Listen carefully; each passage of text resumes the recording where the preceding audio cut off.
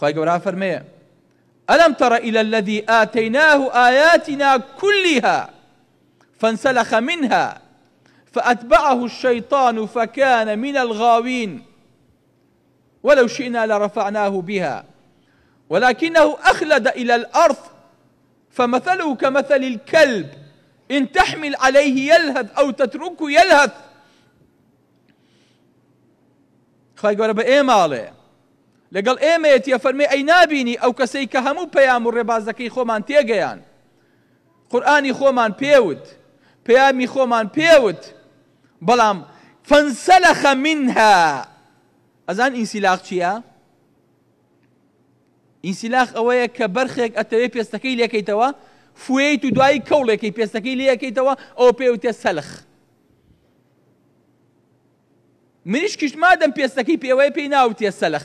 یعنی خی گەورە فەرمێ دینەکەماندایە کە بێ بە شتێکی جوان و خۆی پێدا پۆشێ، بەڵام ئەو لە بەری خۆیان دایڕنی کە ئینسان بەرگ لە بەریا داڕنرا ڕوتە بێتەوە.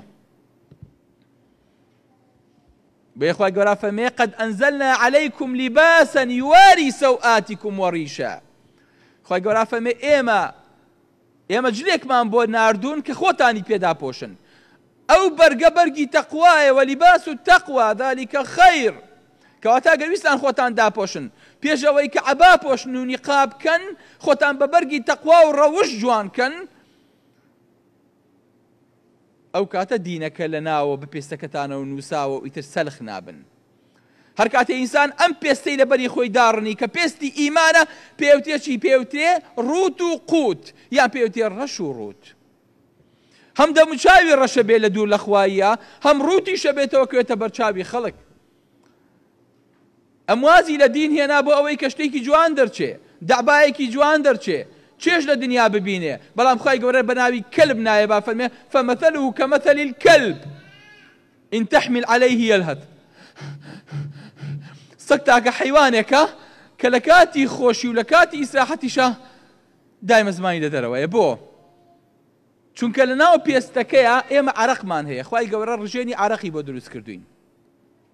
لە ناو پێستی من و تویە بە هەزارەها ڕژێنی عەرەق دروست بووە کە گەرما لێدا دەمەکەی ئەکرێتەوە چووکە ئەکشێ، کە کشە عەرەقەکە یێتە دەرەوە و یێتە سەر پێستەکە، هەوالی ئەدا وەکو مبەریدا، گەرمی لە لاشەمان وەرەگرێ و لەشمان فێن کە کاتەوە و ئەبێ بە هەڵم و ئەبێ چێتە ناو هەواوە، لاشەکەمان تۆزێ فێنکی بۆ دێکە عەرەقەکەینەوە.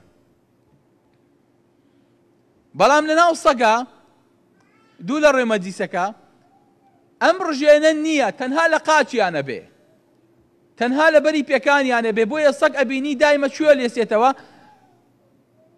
دەستەکان و شوێنی قاچی خوارەوە ئەلێسێتەوە. بۆ؟ چونکە لێوێوەیە گەرمیەکەی ونەکە، لێوەیە ئەو هەموو هەڵاوی کە لە ناو لە شایەتی، چونکە دەرەجەی حەرارەی ئێمە 36.6، دەرەجەی حەرارەی سەگ 38.6، ئێمە 36.6 تا 37.2، ئەو 38.6 لەبەرەوە دایمە لەشی گەرمە، لەبەر دایمە ئەبێ چی بکە؟ ئەبێ ئەم گەرمیە دەرکا، چۆن دەریکا؟ ئەبێ دایمە زمانی لە دەرەوە بێ. بۆیە سەگ دایمە ئابینی زمانی لە دەرەوەیە، ڕاوینی هەر لە دەرەوەیە، هیلاکێکی هەر لە دەرەوەیە، تەماعی خەیتە بەر هەر لە دەرەوەیە، تەماعیشی نەخەیتە بەر ئیسراحەت بێ هەر لە دەرەوەیە.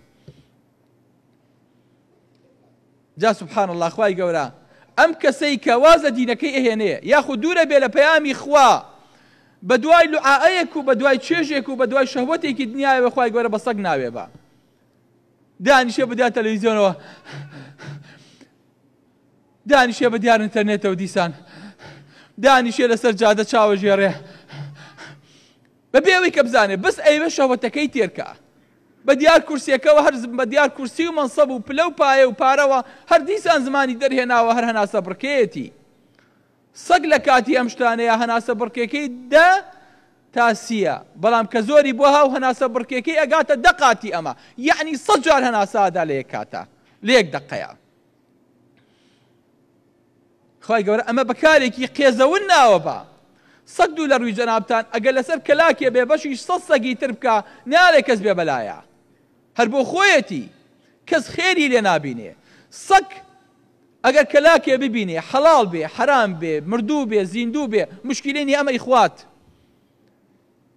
خەڵکێکیشمان هەیە پەنا ئەگرن بەخوا بەس پارەی دەستکەوێ، بەس کۆی کاتەوە بەس هەی بێ لە حرام و حەڵاڵی پارە ناپرسێ لە حرام و حەڵاڵی ئافرەت ناپرسێ لە حرام و حەڵاڵی قسە ناپرسێ لە حرام و حەڵاڵی خواردن ناپرسێ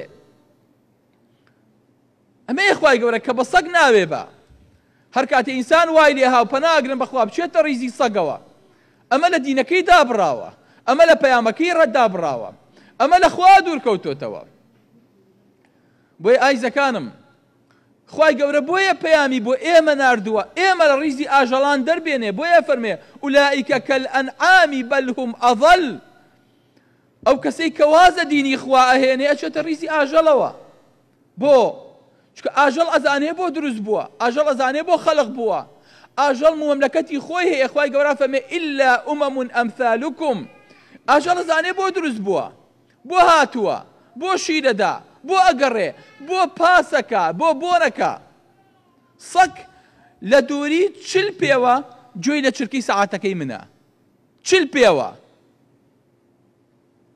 لە دووری چەند فەرسەخەوە بۆنی ئەو کەسە ئەکا کە بەدوایە ئەگەڕێ سوبحان الله خوای گەورە تاقەیەکی ئاوای پێداوە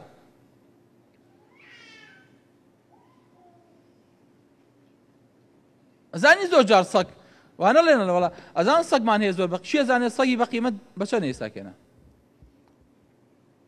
بە نرخترین سەگ بە چەندە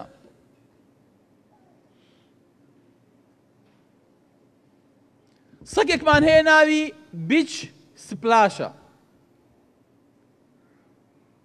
ئەم سەگە ئەگەر بین و بیفرۆشین پارەکەی بین بە مۆمی متحیدا 1 دانە 1000 لاجئی وڵاتانمان بۆ کڕێ لە کاتی خۆشیە $2 مەدیسەکە پارەی ئەم سەگە بەلای ئەوروپای پێشکەوتووەوە کە کورد لە برسا ئەمرد و ئێستا کێنش مشکلە ڕووی تێیەکە پارەی 100 کوردی وەکو خۆمانێ کرد چکە بەس پارەی ئەم سەگە $1.5 ملیۆن $1.5 ملیۆنێک پارەی یەک سەگ لێبەرە پێتان سەیر نەبێ کاڵین ئەمانە لە سەگ خراپترن